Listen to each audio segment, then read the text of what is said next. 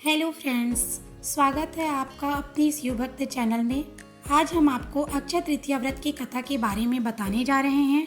इस कथा को सुनने से पहले आप हमारे चैनल को सब्सक्राइब करें एंड लाइक करें। एक छोटा सा कमेंट में जय माँ लक्ष्मी अवश्य लिखें।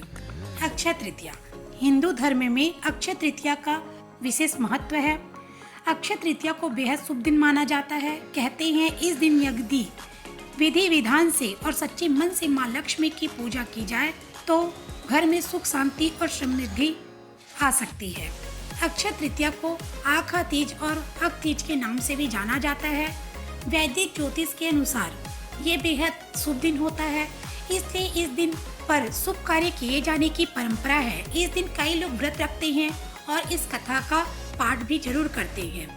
तो आइए जानते हैं अक्षय तृतीया व्रत कथा।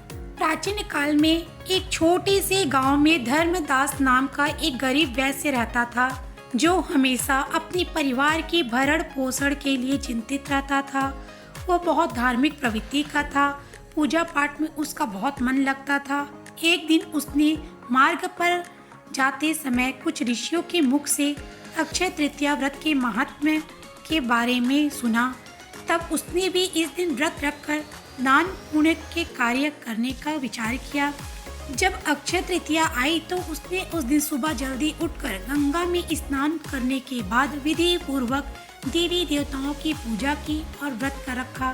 साथ ही अपने सामर्थ्य के अनुसार जल से भरे घड़े, पंखे, चावल, नमक, जौ, सत्तू, गेहूं, गुड़, घी, दही, सोना तथा वस्त्र आदि चीजों का दान किया।